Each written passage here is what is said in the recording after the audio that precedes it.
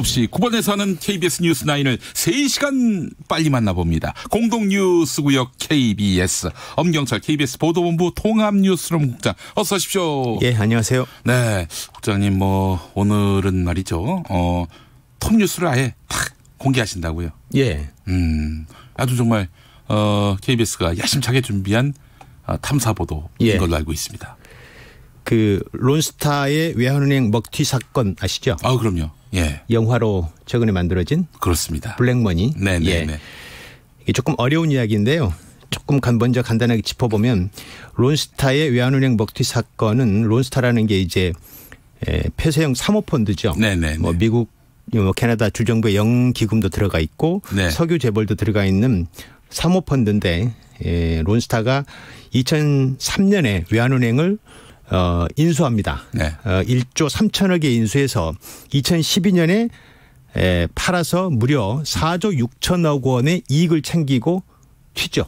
자, 뭐 그때를 이제 기억을 다듬어 보면은 외환은행의 가치를 완전히 헐값으로 만들어 놓고 그렇습니다. 론스타가 인수하기 좋게 만들어서 그렇게 인수를 하게끔 했고, 네. 그래 놓고는 나중에 팔 때는 아주 비싸게 네. 되팔아서 엄청난 이득을 안고 이 나라를 떠난 론스타로 무려 기억합니다. 4조 6천억 원의 이익을 챙겼고 말씀하신 대로 헐값에 외환은행을 팔도록 했을 때 금융정책당국의 문제. 네. 또 이제 반대로 팔 때는 비싸게 팔도록 해준 문제가 당시에 크게 문제가 됐었고요. 네.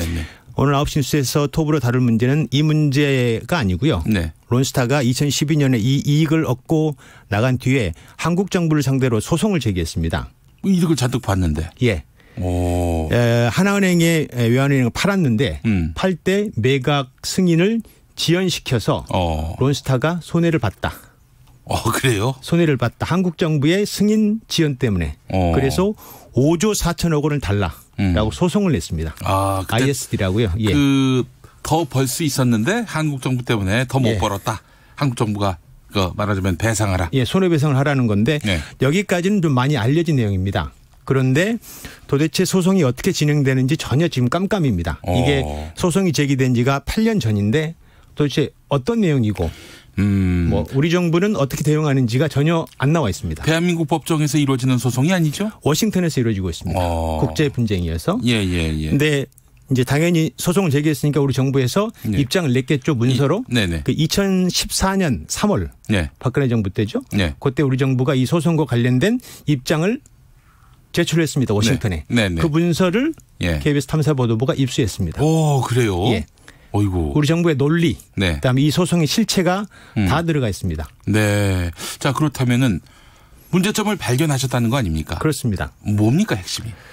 이분 워낙 전문적이어서 두 명의 전문가와 같이 분석을 했는데 그 국제통상 전문 변호사인 송기호 변호사, 그다음에 전성인 홍익대 경제학과 교수가 분석을 한 결과는 그분들이 애초부터 ISD 이거는 잘못됐다. 이거 진짜 뭐 독소 정도가 아니다. 이거는 아주 나라를 들어먹을 만한 그런 협정사항이다라고 지적을 해왔던 분들입니다. 이 문서가 처음으로 저에게 입수돼서 두 명의 전문가가 분석을 했는데 두 사람의 반응은 이렇습니다. 이걸 이기려고 하는 소송인가? 이런 반응이었습니다. 우리 정부의 논리가 이게 이기려고 하는 소송인가라고 반응을 보였습니다. 충격적이었다고 아니, 합니다. 이겨야죠. 이겨야 되는 거 아닙니까? 정부의 대응 논리가 이건 이기려고 하는 소송이 아닌 것 같다. 일부러 져주는 소송 같다. 거기까지 나가는 건 이제 좀 과하지만 어찌됐건 너무 이상하다. 왜 이렇게 대응하는지 모르겠다.가 핵심이고요.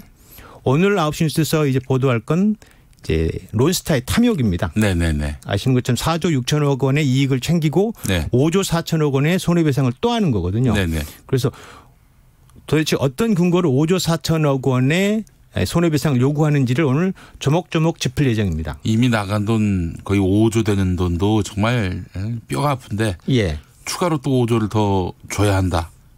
그 합해서 10조를 주는 그런 양상이 된다면 이거 우리의 엄청난 국부 유출 아니겠어요? 예. 조금 더 언급하면 론스타가 사실은 매각 지연 손해금으로만 달라고 하는 것은 1조 8천억 원 정도이고요. 네네. 그 이외에 또 한 가지가 있는데 국세청이 낸 세금이 잘못됐다라고 해서 세금 무효 소송도 있습니다. 그 속에. 그게 약 7억 6천만 달러. 그리고 세 번째 부분이 예. 좀 큰데요. 예. 20억 4천만 달러, 2조 원이 넘는 돈인데 이걸 달라고 한 명목이 있습니다. 네.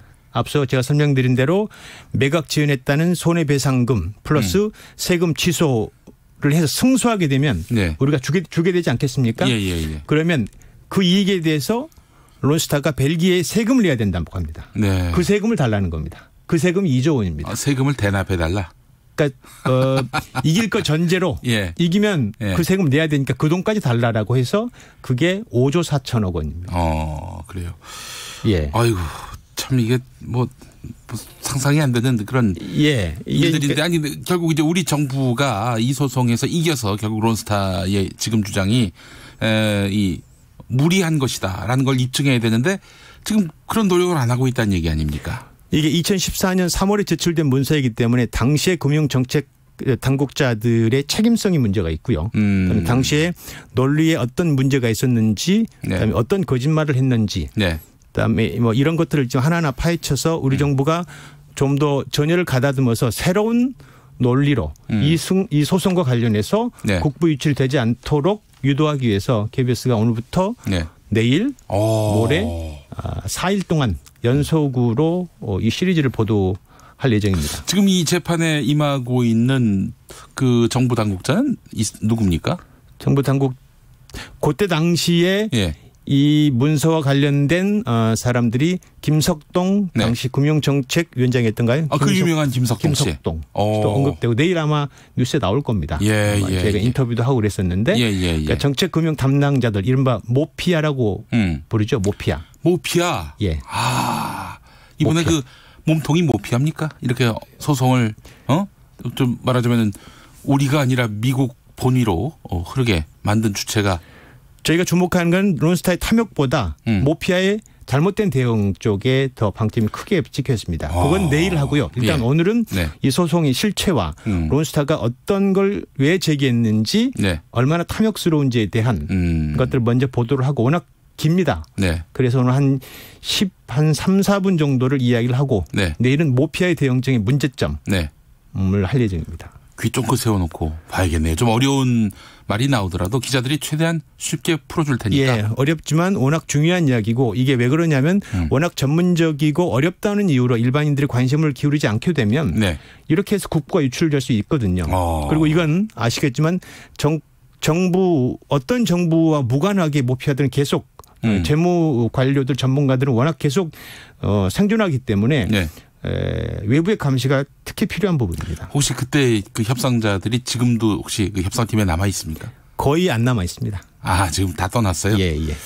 알겠습니다. 지금 그 아직 재판이 진행 중인 상황이기 때문에 재판이 지금 8년째 진행 중인데 전혀 지금 문서도 공개가 안 돼 있고 소송이 워낙 비밀주의 휩싸여 있어서 그것도 문제입니다. 국회가 또 관심을 갖고 지금 협상이 어떻게 진행되고 있는지도 곰곰이 따져봐야 될 것이고요. 궁극적으로는 수사가 필요한 사안이 아닌가 이렇게 생각하고 수사가 있습니다. 필요한 사안이기까지 하다? 그렇게 보고 있습니다. 알겠습니다. 얼마나 준비하신 탐사 기획입니까 이게? 사실은 이게 많이 안 걸렸습니다. 왜냐하면 문서를 입수하는 데 오래 걸렸고 문서 입수한 뒤에는 그거 다 합쳐서 한 6개월 정도는 걸렸겠죠. 이야, 대단합니다. 계속 노크를 했었습니다. 이 문서를 입수하기 위해서 여기저기. 알겠습니다. 그 어떻게 오늘 내일 다루는 겁니까? 오늘 다루고 내일 모레 토요일까지 계속 다룰 예정입니다. 진짜 4일 연속. 네. 알겠습니다. 귀 쫑긋 눈 부릅뜨고 이 뉴스9 시청하도록 하겠습니다. 자, 마지막으로 국장님이 보고 계셔. 오늘 국장님이 주목하는 기자에게 한마디. 오늘 통일부가 그 북한을 상대로 남측 국민들의 북한 개별 관광을 적극적으로 추진하겠다 이렇게 밝혔습니다. 지금 북한도 어떻게든 관광으로 지금 국부를 만들려고 애를 쓰고 있더라고요 보니까. 어제 문재인 대통령도 북미 대화만 바라보고 있지 않겠다라고 말을 했고 그래서 대북 제재 상황이기는 하지만 남북 사이에 독자적으로 할 수 있는 협력 사업들을 해서 돌파구를 모색하겠다고 한 후속 조치로 통일부가 이런 협력 사업을 하겠다고 오늘 밝혀서 그 부분에 대해서 좀 집중적으로 잘 조명을 할 생각입니다. 네, 장호민님, KBS 파이팅 진즉에 이런 모습을 보여줬어야 했다. 이제라도 언론의 본연의 자세로 책임감 있게 취재하기를 바랍니다. 그 협상팀들 세무조사하면 안 될까요? 네, 이런 말씀도 해주셨습니다. 네, 자, 엄경철 국장님 오늘 감사합니다. 네, 고맙습니다. 네, 9시 뉴스 함께 많이 시청하시죠. 자, 라디오 정보센터로 가보겠습니다. 오늘 조진주 씨가 준비하고 있습니다. 더불어민주당이 버스 등 교통시설과 교육복지시설에 공공 와이파이를 확대하는 등 총선 1호 공약을 발표했습니다. 자유한국당은 탈원전 폐기 등의 내용을 담은 희망 경제 공약을 발표했습니다. 더불어민주당 전략공천관리위원회는 문희상 국회의장 지역구인 경기의정부 갑과 이해찬 의원 지역구 세종, 종로 등 현역 의원 불출마 지역 13곳을 전략공천 대상지로 선정했습니다. 홍준표 전 자유한국당 대표가 4.15 총선에서 경남 밀양, 의령, 함안, 창녕에 출마해 PK 결집을 주도하겠다고 밝혔습니다. 새로운 보수당은 자유한국당에 보수 통합을 위한 양당 간 협의체 구성을 제안했습니다. 한국당 황교안 대표는 새 보수당의 제안에 대해 아직 자세한 내용을 듣지 못했다며 검토해보겠다고 말했습니다. 정세균 국무총리는 문희상 국회의장과 여야 지도부를 예방한 자리에서 협치를 하지 않고는 한 발자국도 나아갈 수 없다며 쉽지 않지만 다시 한번 도전해야 할 과제라고 강조했습니다. 공수처 법안과 검경수사권 조정 법안이 국회를 통과함에 따라 법무부와 검찰이 앞다퉈 후속 조치를 수행할 기구를 각각 발족시켰습니다. 지금까지 라디오 정보센터 뉴스였습니다.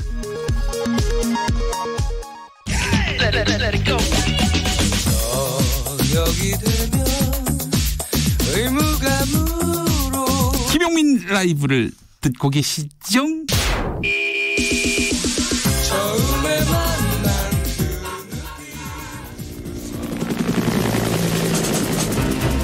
대한민국 국회의원의 하루 24시간 1440분 86,400초 1분 1초도 허투루 쓰지 않는 국회의원들의 일거수일투족을 가장 가까운 곳에서 따라가 보겠습니다. 국민을 위한 소중한 시간 국회의원 24시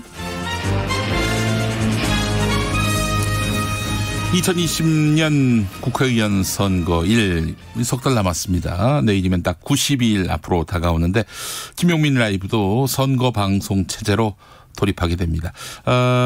더욱 더 공정하고 공평하게 공명하게 더 큰 자아로 잰 듯한 중립. 앞으로 3개월 동안 국회의원 선거날까지 지켜야 합니다. 자, 선거 방송 체제에 돌입하면서 국회의원 24시 이 코너 오늘 마지막 시간이 됐습니다. 최입의 바른미래당 의원 나오셨습니다. 어서 오십시오. 예, 안녕하세요. 네. 바른미래당 최입입니다. 우리 최입의 의원님하고 그 창틀 회견 이야기한 게 엊그제 같은데. 벌써 아니 일단 1년? 그것부터 예. 한번 여쭤보겠습니다. 의원님 감금했던 그분들 이번에 기소된 분도 있고 기소 안 된 분도 있고. 예. 예. 어떻게 보셨어요? 저는 솔직히 그 검찰이 무슨 뭐라 해야 돼? 그 관여도를 보고 판단했다고 하는데 네.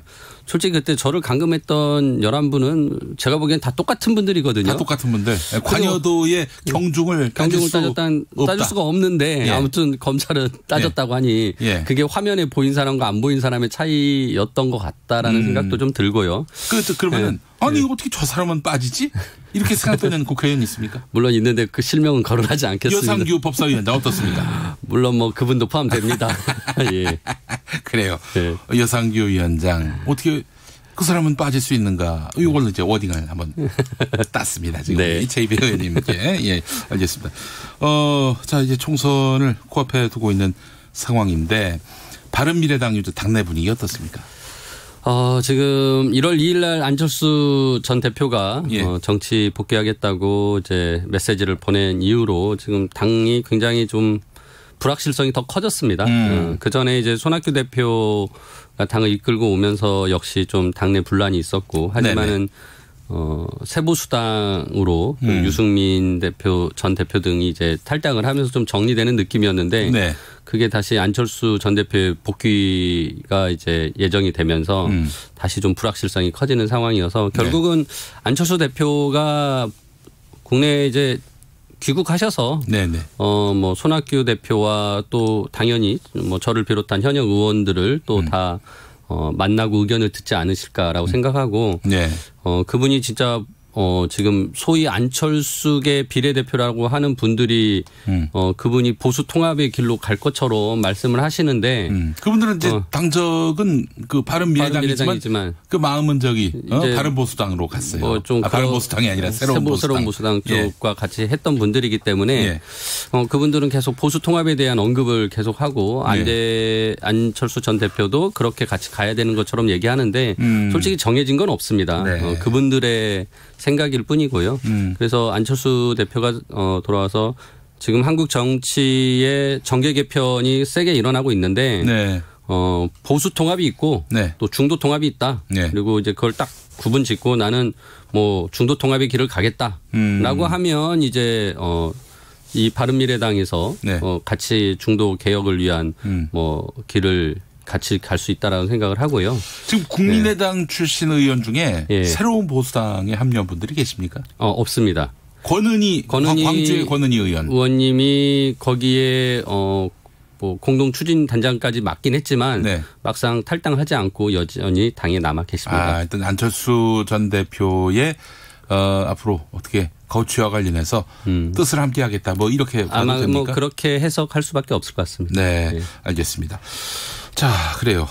안철수 전 대표는 바른미래당으로 돌아올 것이다. 이렇게 보시는 거죠? 뭐 당연히 안철수 전 대표는 현재 바른미래당 당원이시고요. 그리고 지난주에도 당원들에게 메시지를 좀 보내달라라고 해서 당에 요청을 하셨습니다. 그래서 전 당원들에게 안철수 대표의 정치 복귀와 그리고 기존의 통합에 대한 실패를 좀 인정하고 그 부분에 대해서 기존의 지지층이었던 호남에 대해서도 좀 사과하는 뉘앙스의 메시지까지 했던 것으로 봐서는 당연히 일단 당에 와서 아까 말씀드린 대로 이제 당내 지도부와 의원들과 함께 좀 논의를 할 것 같습니다. 바른정당과의 합당 과정에서 이제 떨어져 나간 민주평화당, 대한신당 의원들 다시 바른미래당과 손 잡을 수 있는 흐름입니까? 어떻습니까? 솔직히 그 부분도 굉장히 불확실합니다. 지금 대한신당의 뭐 박지원 대표 전 대표님 같은 경우는 뭐 또 안철수 전 대표에 대해서 또 여전히 이렇게 호감을 표현하지 않으시고 있는 상황이고 뭐 그런 등등의 사안들이 있기 때문에 그 부분들은 보다 정치적으로 좀 더 협의를 해야 될 것 같습니다. 이게 그때 차라리 합당을 안 했으면 어땠을까 하는 생각도 드는데. 뭐 지금 실패를 한 상황에서는 당연히 그런 후회도 있는데요. 또 그 당시에는 영호남의 통합과 또 진짜 중도를 표방하기 위해서 우리가 그런 합리적인 보수를 같이 또 해서 새로운 정치 지향을 만들어 보려고 했던 그런 또 노력이 있었던 것이기 때문에요. 또 뭐 그런 걸로 인해서 뭐 큰 배움도 있었고요. 최비혜 의원님 보시기에는 이런 중도 세력의 통합으로 뭔가 새로운 정치를 펼쳐보겠다. 이런 그 구상 속에서 국민의당과 이제 바른정당이 합당을 했는데 무엇에서 그 현실의 벽을 느끼신 것인지 그 부분도 한번 복귀를 해야. 뭐 그런 부분들 반성 많이 했고요. 지난번에도 뭐 제가 언급해 드렸지만은 이제 유승민 전 대표가 이제 어떻게 보면은 진보를 끌어안는 모습이 없었고 그러니까 중도까지는 포용할 수 있으나 자기는 진보라는 단어 자체도 수용할 수 없다라는 태도였기 때문에 뭐 그런 부분들이 이제 이념적인 어떤 갈등, 정체성의 갈등을 가져왔던 것이고 뭐 길게 봐서는 솔직히 유승민 전 대표가 지난 4월부터 자기는 탈당을 생각했었다라고 이제 얘기를 했던 적이 있습니다. 작년에. 그런 걸 봐서는 그분들은 일찍이 바른미래당을 어떤 보수의 통합이나 연대의 어떤 그 기구로 생각을 했던 것 같습니다. 근데 이제 그런 부분은 뭐 저를 비롯한 많은 의원님들이 또 동의하지는 않는 부분이기 때문에 같이 할 수 없었던 거죠. 어떻게 손학규 대표는 물러나는 겁니까? 모르겠습니다. 그분의 정확한 의중. 사실 안철수 전 대표가 돌아오면은 뭐 그냥 자기는 대표직을 내려놓겠다 이런 입장을 밝힌 걸로 알려졌는데 또 보도에 따르면 또 부인하시기도 하고요. 그래서 결국은 안철수 전 대표와 손학규 대표가 뭐 만나서 결국 같이 풀어야 될 문제인 것 같습니다. 네, 알겠습니다. 자, 그래요. 우리 최이배 의원님, 그 총선에 어디 출마하실 계획? 예, 뭐 지금 지역구 출마 준비하시는 거죠? 지역구를 지금 뭐 고려하고 알아보고 있습니다. 네.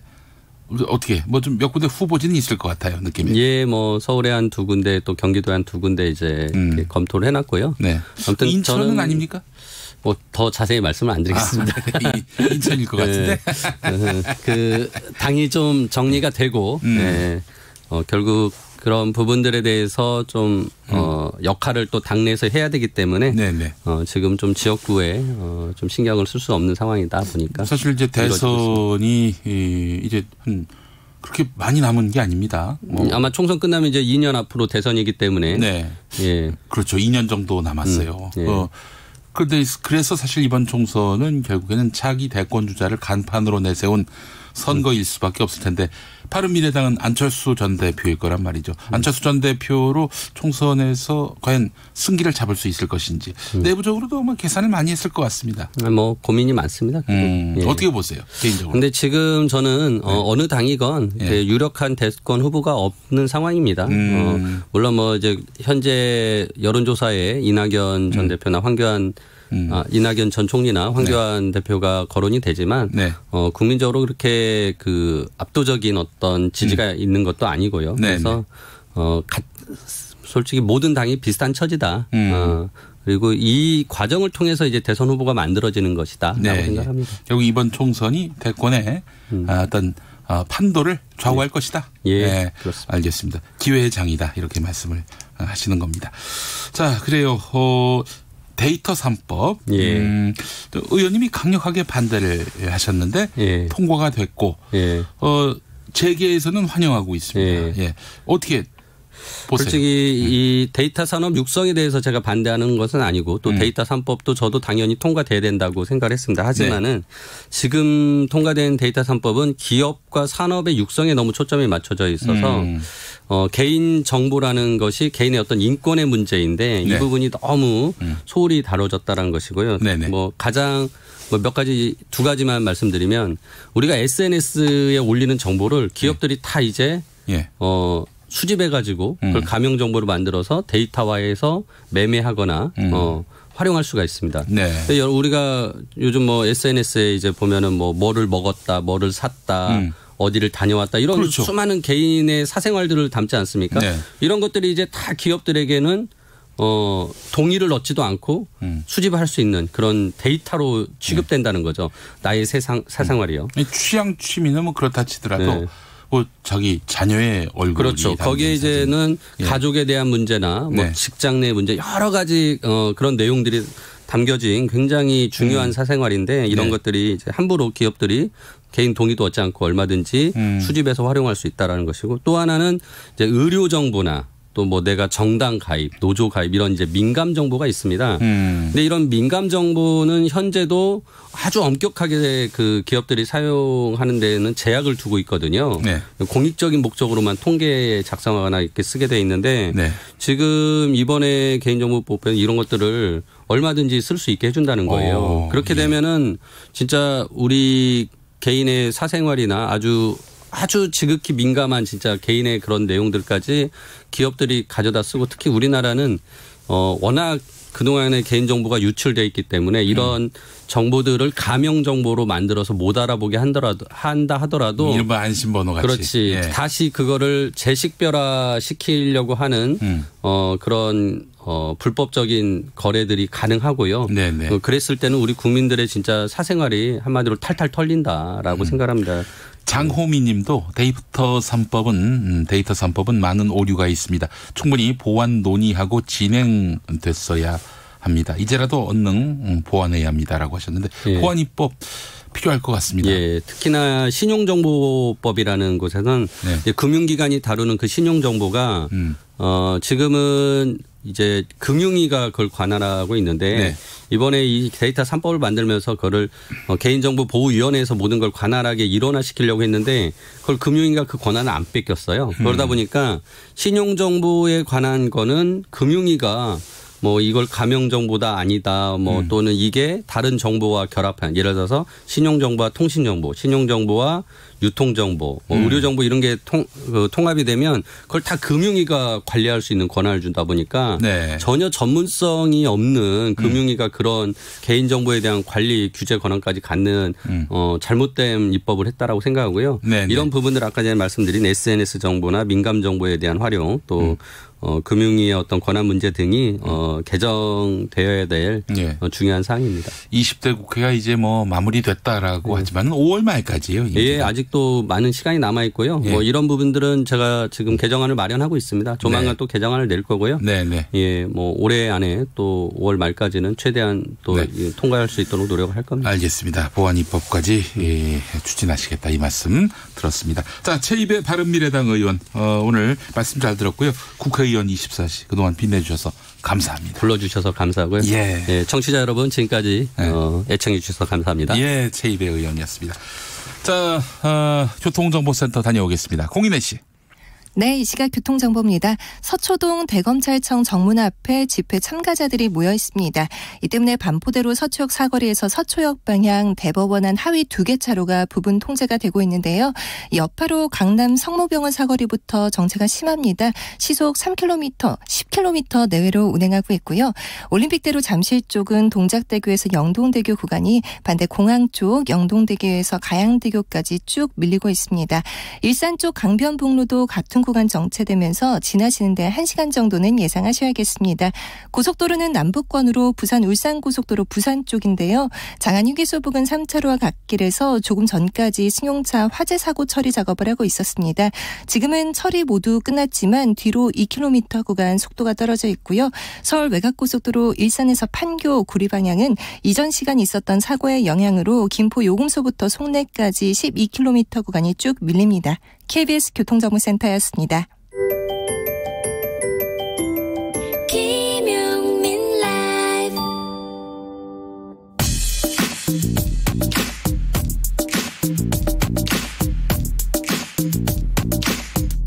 속 인터뷰 귀에 쏙 맘에 쏙 쏙쏙쏙 인터뷰 시간입니다. 자, 청취율 전쟁이 거의 격화되고 있습니다. 저희 앞서서 최경영의 경제쇼에서 유시민 노무현 재단 이사장이 한동안 나와가지고 저희도 나름대로 대응을 하지 않을 수가 없는 그런 상황입니다. 자, 유시민의 필적할 오늘 출연자 2분 모셨습니다. 자, 정준희 교수님 어서 오십시오. 안녕하세요. 네, 또 한 번 더 있습니다. 팟캐스트계의 황태자 최욱 씨 어서 오세요. 네, 김용민 라이브의 천군만마 최욱입니다. 네. 오늘 이 정도면은 청취율 한 0.5%는 올라갈 수 있습니까? 아, 소박하시네. 저희 두 사람이면요 요즘 대세입니다. 대세요? 네. 유시민 1대 우리 2. 네. 우리 쪽에 약간 기울죠. 알겠습니다. 네. 아무래도 봐도 그런 것 같습니다. 네, 네. 예. 자, 그래요. 우리 우선 정준희 교수님 1월 1일 JTBC 신년 토론을 뒤흔들었는데, 예. 그래요. 안 봤는데 어떻게 아시냐라고 어떤 분한테 또 말씀을 하셔가지고, 정말 이게 어록처럼, 말하자면 회자됐습니다. 저널리즘 전문가이시고 한양대 언론정보대학 겸임교수신 우리 정준희 교수님, 어서 오십시오. 네, 반갑습니다. 예. 몇 번을 인사하는 거예요? 인사를 했었죠. 이래서 이기겠습니까? 그 동시간대 지금 전쟁터인데. 예. 최욱 씨 나오셨네요. 네, 안녕하십니까. 네. 그래요. 그래요. 아니, 왜 우리 정준희 교수님은 그 저널리즘 토크쇼 제의에서 이렇게 하차를 하셨을까? 많은 분들이 궁금해 하십니다. 또 설명도 하셨는데, 네. 우리 방송 들으시는 분들 중에 그 설명 못 들으신 분들을 위해서 좀 변화된 또 이유가 있다면 좀 말씀해 주시면 궁금해도 하시고 화를 내시는 분이 다수입니다. 그렇습니다. 그거 좀 해명하세요. 예. 그러니까 제가 이러저러한 내용으로 해명을 하고 뭐 말씀도 드렸는데 다들 막 고개를 끄덕이시면서 수긍을 안 하세요.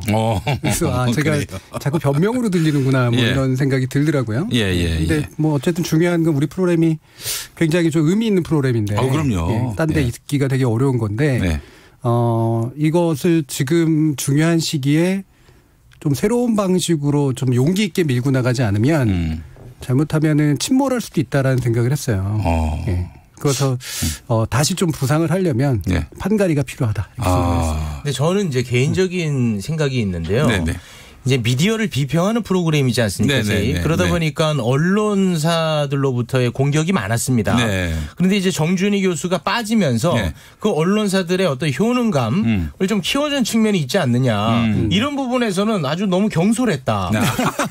저는 그런 생각을 하고 있어요. 어떻습니까, 제 지적? 충분히 날카로운 지적. 날카로워요. 그럼 한마디 하시죠, 거기에 대해서.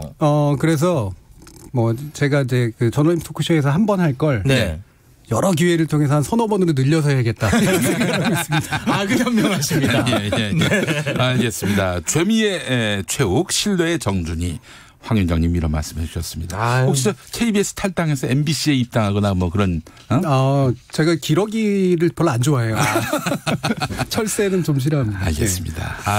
저는 뭐 참고로 혹시 뭐 타방송 관련자들이 들을 수도 있으니까 대표적 철새라는 거 꼭 말씀을 드리고 싶습니다. 네. 이게 뭐 조건만 맞으면은. KBS는 결코 저의 둥지가 될 수 없습니다. 분명히 말씀드립니다. 알겠습니다.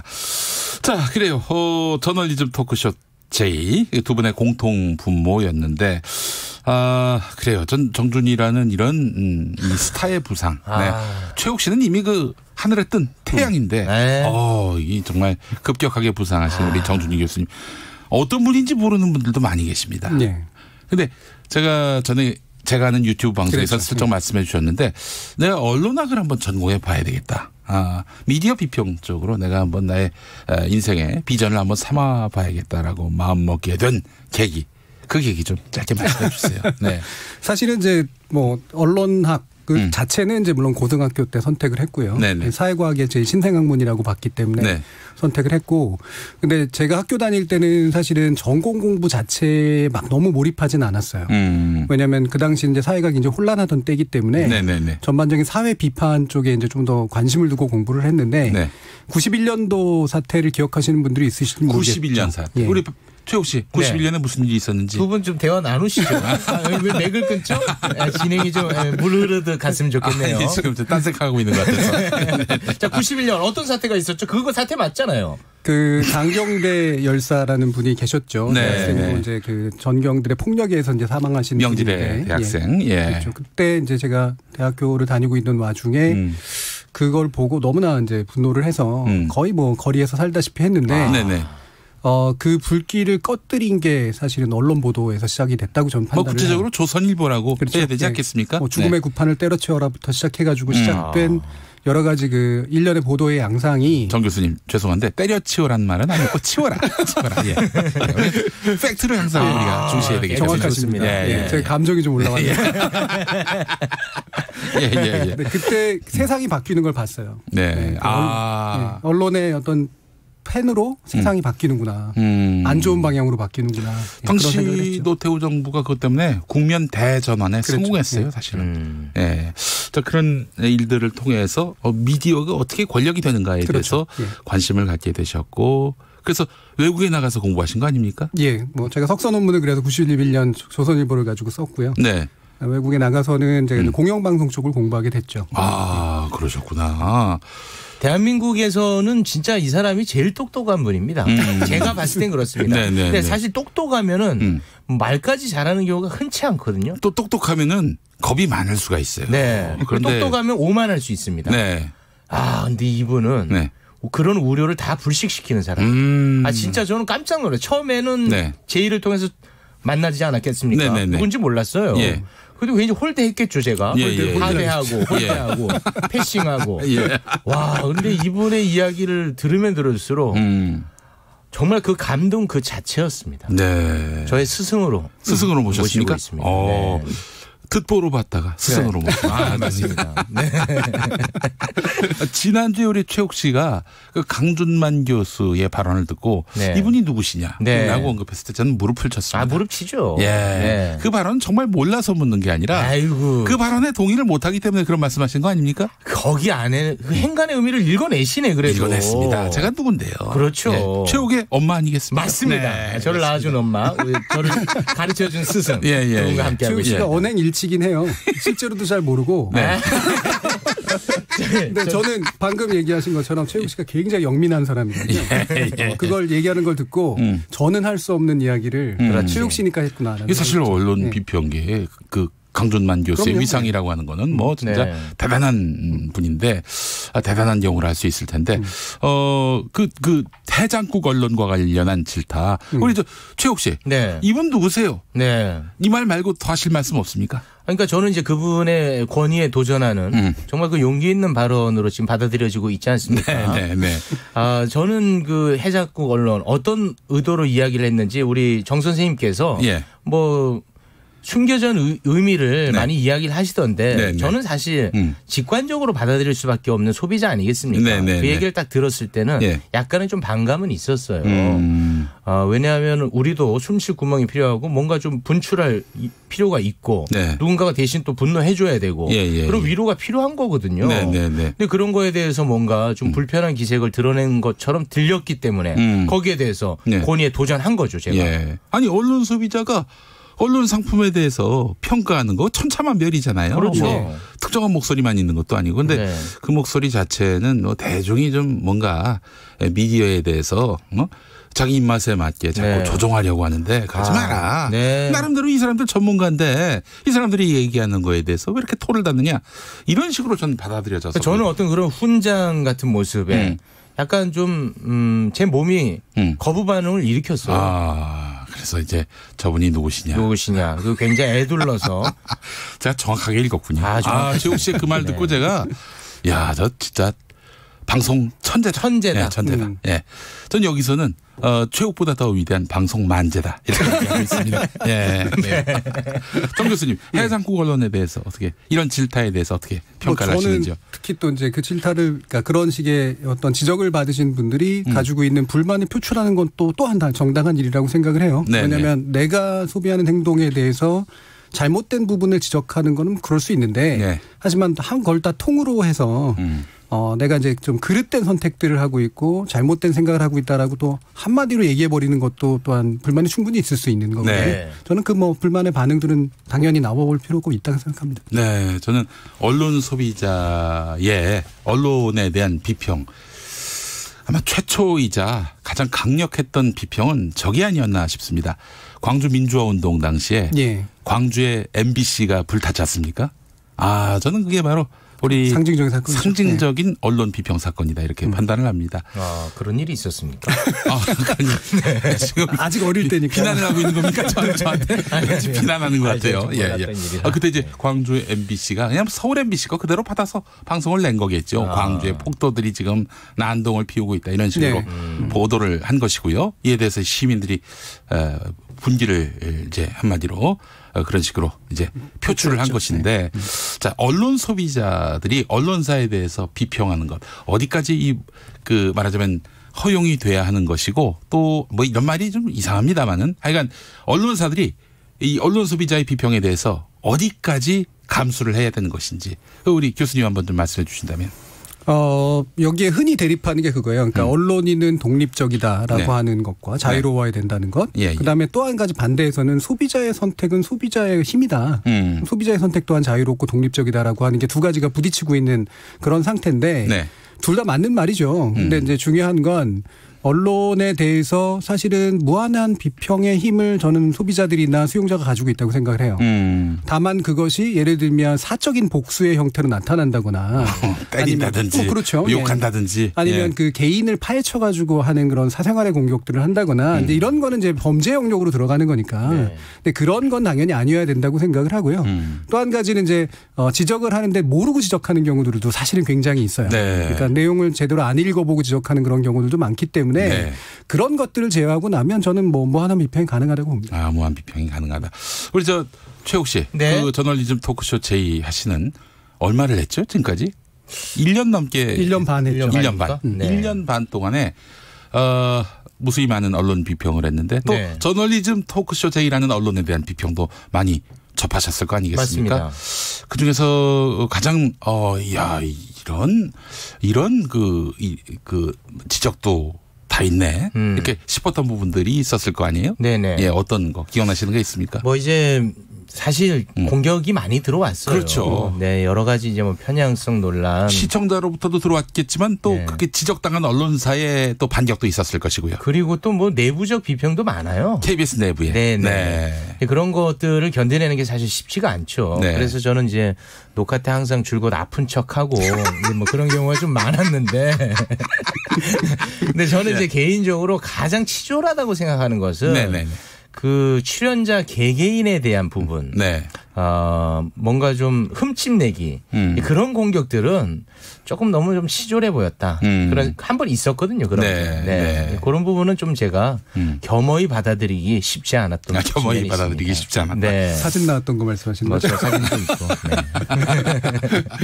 네. 아주 안 좋은 사진으로. 네. 예. 그 사실 KBS 내부에서 저널리즘 토크쇼 제의가 상당히 불편한 건 사실이죠. 당연하죠. 그거는 뭐 부인할 수 없는 거고요. 당연하죠. 예.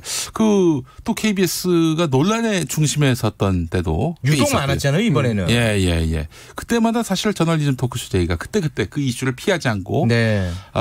계속해서 다루고 또 비평을 했었는데 그 어떠세요? 그 저기 최욱 씨가 봤을 때는 네. 이래도 되나 하는 지점은 없었습니까? 이제 저는 굉장히 정치를 잘하는 사람인데 KBS에서 이제 돈을 받아먹고 있는 입장에서 굉장히 불편한 측면이 있었습니다. 점점 파이가 커지고 있어요. 더 라이브까지 해가지고. 그랬는데 어찌됐든 우리가 남을 비평하고 있는데 우리 걸 하지 않으면 그 진정성이 떨어지잖아요. 저도 이제 함께 동참할 수밖에 없었고 그나마 우리 제이라는 프로그램이 그런 내부 비판이 가능했던 것은 특정인을 거론해서 좀 그렇습니다만 이 프로그램을 런칭했던 팀장이 있습니다. 김대영 팀장. 그 팀장은 모든 사람들이 다 싫어해요. 아니 정말이에요. 그 사람을 좋아하는 사람이 없습니다. 그렇기 때문에 역설적이게도 그 좋은 비평이 가능했다. 저는 그런 생각을 합니다. 맞는 말이죠. 맞는 말이죠. 저도 사실은 뭐 이 방송 밖에서 제 개인 SNS 계정으로 뭐 아무 언론이나 다 비판하거든요. 근데 이게 또 제 개인적으로 생각해도 저를 좋아하는 분들이 많지 않습니다. 우리 사회의 주류 집단에 속한 분들 같은 경우.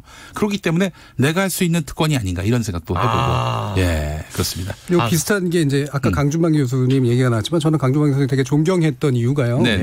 이분이 실명 비판을 시작했던 분이고 그다음에 그 실명 비판의 대상에 주변인들까지 다 포함이 돼 있었어요. 근데 그게 굉장히 어려운 일이거든요. 우리나라의 주례사 비평들이 장악되던 시절에 실명을 거론하면서 사실은 지인까지도 포함시켜야 되는 그런 상황들을 많이 겪었는데 주례사 비평이 뭡니까? 주례사 비평 말 그대로 비평하듯이 하면서 비판은 안 하고 그냥 좋은 말로 치장하는 덕담으로 그런 건데 이분이 실명 비평 시작한 거고 굉장히 획기적인 일이었거든요. 그걸 위해서 이분이 사적인 네트워크를 거의 안 만드셨던 게 있어요. 그러니까 술자리도 안 가고 전화와도 안 받고 연구실에만 틀어박혀 지내고 이런 것들이 있었거든요. 그거하고 유사한 게 바로 방금 말씀하셨던 김대영 팀장 같은 그런 케이스였죠. 다 싫어해. 진짜 다 욕해 그 사람은. 정말. 그건 팩트입니다. 예, 팩트입니까? 네, 알겠습니다. 근데 최욱 씨는 그런 삶을 추구하는 분이 아니지 않습니까? 아니죠. 저는 처음에는 이제 저널리즘 토크쇼 제의를 할 때 저널리스트라는 말 자체가 뭔가 멋있어 보여서 저널리스트가 되고자 하는 욕심이 있었는데 하면 할수록 저는 저널리스트는 되고 싶지도 않고 될 수도 없고 저는 그러니까 방송 서비스업을 하는 사람으로 남고 싶어요. 굉장히 저한테는 중요한 철학입니다. 알겠습니다. 자, 이제 사실은 촛불혁명 이후라고 전 보는데 촛불혁명 이후에 많은 국민들이 이제 언론에 대해서 이제 거침없이 얘기하게 됐고요. 또 최근에 검찰개혁 국면과 맞물려서 이제 언론개혁도 해야 한다. 뭐 일각이긴 합니다만은 이런 목소리들이 쏟아져 나온단 말이죠. 언론개혁은 어떻게 해야 되는 겁니까? 뭐 언론인들이 기본적으로 이 언론 소비자들의 목소리를 경청하는 자세도 필요하겠지만은 이 구조적으로 어떻게 언론이 바뀌어야 하는 것인지 우리 교수님 좀 대안을 한번 제시해 주신다면. 대안이라고 하니까 부담스러운데요. 흔히 이제 언론개혁 얘기하시면 요즘 가장 많이 얘기하시는 게 이제 징벌적 손해배상제 도입 이런 것들을 이제 잘못 보도하면은 잘못 보도한 경우에 그 보도의 잘못이 명확하면 망하게 할 정도로 이제 손해배상을 부과해야 된다라고 하는 거. 사례가 아예 없진 않습니다. 외국 같은 경우에. 근데 이제 그게 저는 그런 이야기를 왜 하시는지는 충분히 이해를 하는데 그런 제도적 개혁이라고 하는 것은 사실은 상당히 후순위에 있어요. 제가 볼 때는. 그리고 그걸 썼을 때 나타났은 여러 가지 효과들도 좀 있습니다. 그래서 제도는 그 개혁을 완성하는 거라고 생각을 하시는 게 좋고 가장 중요한 건 당연히 언론이 스스로 망하겠다고 생각하고 바뀌는 것이 가장 중요하고요. 실제로 그 압력을 만들어낼 수 있는 거는 시민들의 힘이에요. 그러니까 지금 이미 뭐 예를 들면 여러 가지 유튜브나 이런 것들을 통해서 언론 행위들을 하고 계시고 그다음에 잘못된 어떤 언론들에 대해서 선택하지 않는 행동들을 하고 계시는 것이 저는 중요한 출발이라고 생각을 하고요. 이 힘이 이제 훨씬 더 커지고 구체화되는 것이 훨씬 더 중요하다고 생각을 합니다. 우리 최욱 씨는 사실 이런 저널리즘 프로그램 진행을 하신 지가 1년 반 정도고 시사 프로그램 진행도 그렇게 따로 과거에 그런 경험이 있으신 건 아니잖아요. 없죠. 하지만 방송사 출입은 꽤 오래 하셨어요. 그러니까 저 언론계에 몸담으신 기간이 한 10년은 넘었어요. 맞습니다. 그죠? 네. 언론 특히 방송이 어떻게 개혁돼야 한다고 생각하시는지. 저는 그 저널리즘 토크쇼 제2의 유시민 작가가 나와서 한 이야기가 생각이 나요.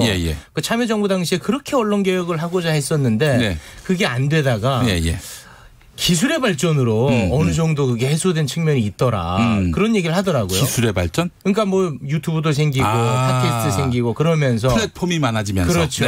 그리고 기존에 독점했던 언론 권력들이 이제 점점 그 설 자리를 잃어가고 힘이 빠지고 그러면서 좀 이렇게 진화하는 측면이 있더라. 이 말이 굉장히 기억에 많이 남거든요. 그래서 저는 이렇게 언론의 문제를 누군가가 계속해서 이야기하면은 언젠가는 계속해서 우상향으로 갈 것이다. 그런 생각합니다.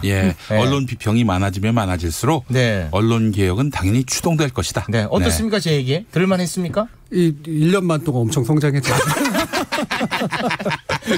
사람은 배워야 됩니다. 배워야 되는 거예요. 알겠습니다. 자, 내일부터 이제 또 선거 방송 심의 기간입니다. 공영방송에서 올바른 선거 방송이란 어때야 할지 이것도 좀 말씀해 주신다면요. 아마 이제 사실은 저도 그렇고 그러니까 균형 잡고 중립 지키고 이게 이제 제일 중요한 거로 당장은 떠오를 거예요.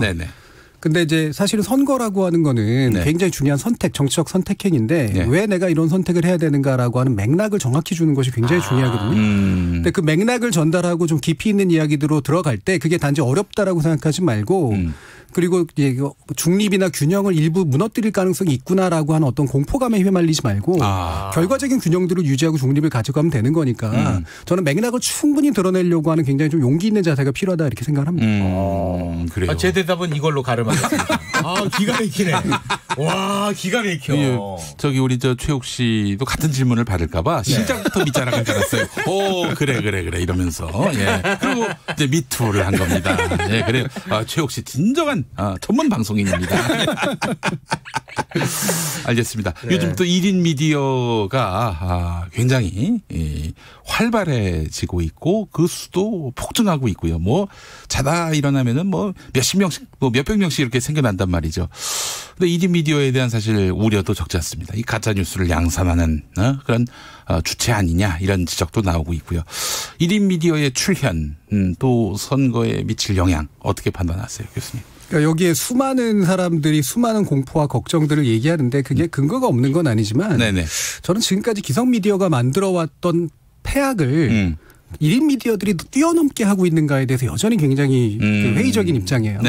실제로 기성 미디어가 만들어냈던 아주 안 좋은 일들에 비해서 봤을 때 현재 1인 미디어가 보여주는 안 좋은 모습들은 전 세 발의 피해에 더 가깝다라고 생각을 하거든요. 이 문화지체 현상이라고 부르는데 하지만 새로운 어떤 포맷을 만들어내고 새로운 어떤 실천을 할 때 실제로 이제 그 어떤 규칙에 맞춰서 해야 되는가가 아직은 합의가 되어 있지는 않아요. 그래서 저는 이것이 이제 좀 많이 좀 혼란스러운 상태로 당분간은 좀 유지될 거라고 생각을 합니다만 개개인들이 이제 스스로가 언론이다라고 하는 생각을 하게 되면 책임감이 상당히 필요합니다. 저는 그 책임감을 자기 기준으로 좀 삼아나가는 그런 것이 제일 중요한 문제가 아닐까 싶어요. 제도로 만들어가지고 통제하고 징계 주고 그러기보다는 자율적으로 자신 이 미디어가 미치는 영향에 대한 그런 경각심을 가져야 된다. 그렇죠. 이런 예. 말씀이죠. 하나 덧붙여 볼까요? 좋습니다. 네. 예, 깔끔합니다. 1인 미디어 가짜뉴스 난무합니다. 확증 편향이 가속화되고 있습니다. 그러니까 내가 잘못된 소비를 하고 있다라는 것을 우리 KBS 같은 공영방송이 그걸 알려주는 그렇죠. 역할을 해야 된다. 네. 어떻습니까? 제 대답. 약간 얄미워요. 교육의 성과입니다. 교육의 성과예요. 자, 최욱 씨 짧게. 이제 그 저널리즘 토크쇼 제이 정세진, 정준이 빠지고 누가 들어오십니까? 저는 아직까지는 그 들은 바가 없습니다. 지금 더 라이브에 목숨 걸고 있거든요. 그래서 제2에서 약간 좀 비껴져 있어서 누가 대신할지 모르겠습니다만 누가 대신해도 정준이만 빛날 것이다. 알겠습니다. 아쉬운 대목이에요. 우리 정준이 교수님 이제 잠시 후 7시 20분부터 KBS 열린 토론 이제 방송될 텐데 오늘 출연자 누굽니까? 오늘은 심상정 의원 나오십니다. 심상정 의원 나옵니다. 그분 재미없는데. 인물 토론인데요. 그래요. 재미없어요. 노잼주의보.